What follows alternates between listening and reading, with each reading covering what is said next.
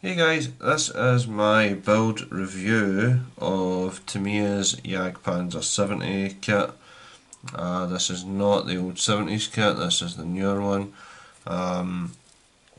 So without further ado, let's get into it. The build starts with the usual Tamiya, the usual Panzer IV chassis. That all went together well. Return rollers and stuff, I've left the wheels off for ease of painting, but that's my normal method of construction anyway, so I've just got to build the wheels up. The build is really enjoyable and it's probably for me one of Tamiya's best kits available on the market for me. I thought it would seldom be difficult to find a better kit that I enjoyed, that was easy that literally falls together, than Tamiya's Panzer 3 from the L. This is better.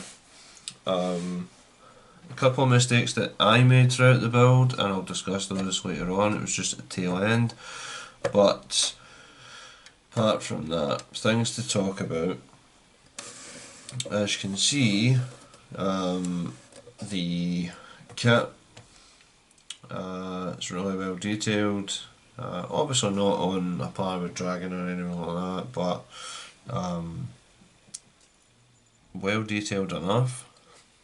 So on the back here we've got the tools with the clasps, spare track lengths, we have the two spare wheels, the length of track here, which is on this bar at the back. We have the multi-piece jack, which is like the front piece and the back piece, and then the two end pieces, and then the two clamps which hold it down. On the side here, I've still got to do the other side, you have these hooks, but the shearsing isn't included in the kit. I believe that there is a PE option available for you to go and purchase, but I'm not going to bother with that.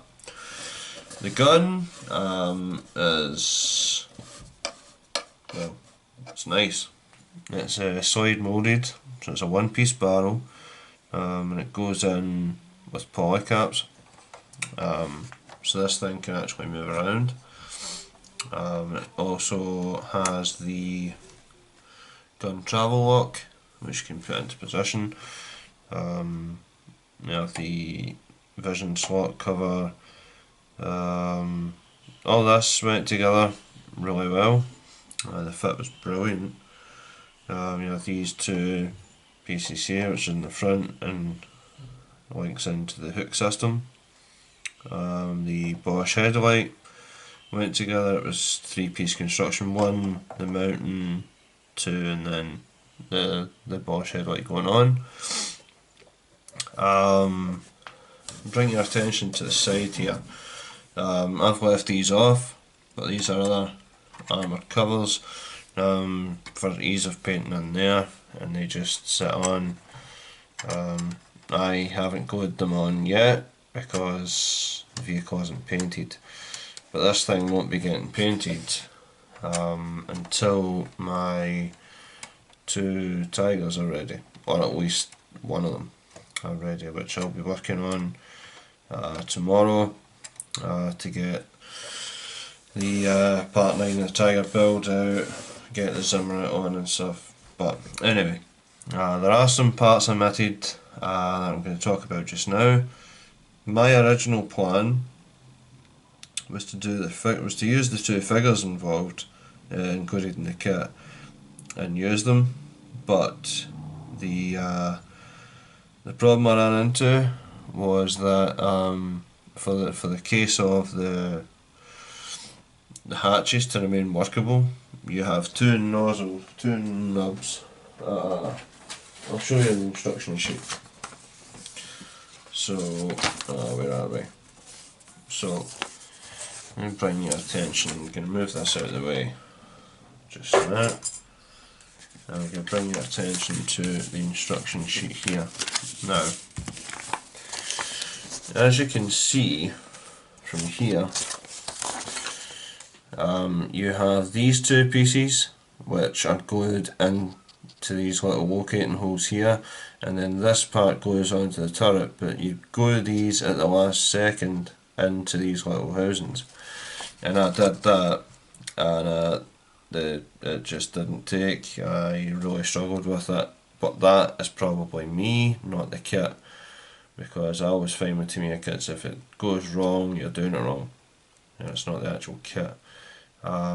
So that was disappointing for me, so I didn't bother with that, I just glued them down.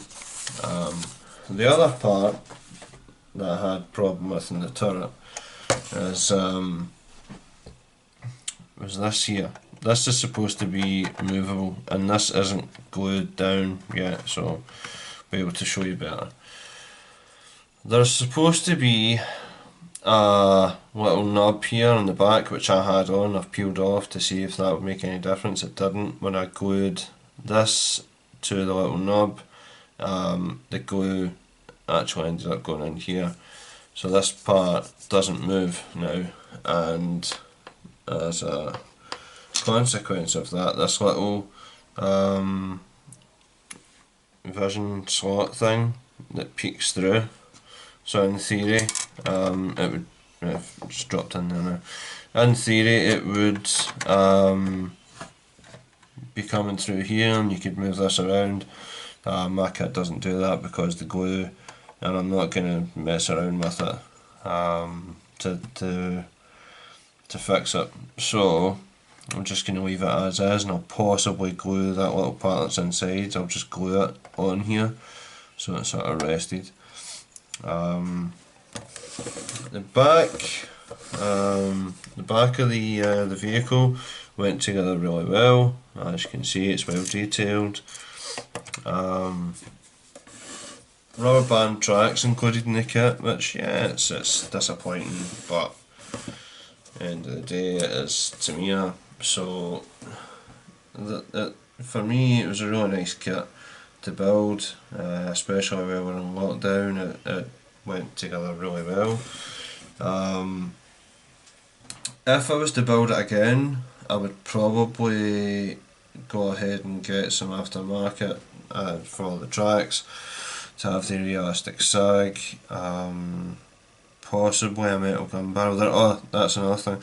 There is a metal gun barrel option upgrade set for this kit. However, it comes with a full breech assembly inside. Okay, so if you use the upgrade set in the metal barrel, you can't use the figures in the hatch because the gun won't move. So just take that into consideration. So I would get a barrel for it, but I wouldn't necessarily get the Tamiya version because of what I've just discussed. Marks out of 10 for this. Before I got to the end there and had those little couple of problems, again guys, that's probably myself, it's not the kit, because I've found with Tamiya kits that, you know, if it doesn't fit properly, then you're doing it wrong. So I would say that this easily gets 90%. Take off the fact that it has rubber band tracks, and you know, really that's the only deficit that I can see, and obviously the shearsing isn't included, which I found was strange because it gives you the hooks for them but it doesn't include the shearsing in the kit. So for that reason I'm going to give this 90%. Really enjoyable build. Like I say guys, I will get this painted up, and it'll be interesting to paint this as well because it'll be late war. So I hope that clears up some things on this particular build. It was enjoyable for me, and if I was to build it again I would take care around that part to allow it to be movable. In theory it should be movable, but the way I've glued it, I've maybe used too much glue and it's seeped in areas that there's not supposed to be glue. But yeah, enjoyable build. So that is the tamiya jagdpanzer 70 is from Sonderklassig 162/1, and that is the, I think it's a 2014 offering. Yeah. Also, what's included in these new tamiya kits is they have a sort of photographic reference thing that comes with it. It's a little sheet, tells you parts of the vehicle, and gives you a couple of pictures. The picture of this is at the museum in America. I think it's the Aberdeen Museum in America, and yeah, I don't like the way their vehicles are stored. They're just left outside to rust up, and it's sad because these vehicles, you can't get them again. So for me, leaving it outside to the elements is well, it's bullshit, to be honest. And all their vehicles are the same. They're all rusting up, and just, yeah, it's sad because it is history at the end of the day. So we should be doing more to preserve these kind of things. I'm just going to waver into other shit that doesn't concern us. So that's the Tamiya Jagdpanzer 70, and I hope you enjoyed this video. Bye bye for now.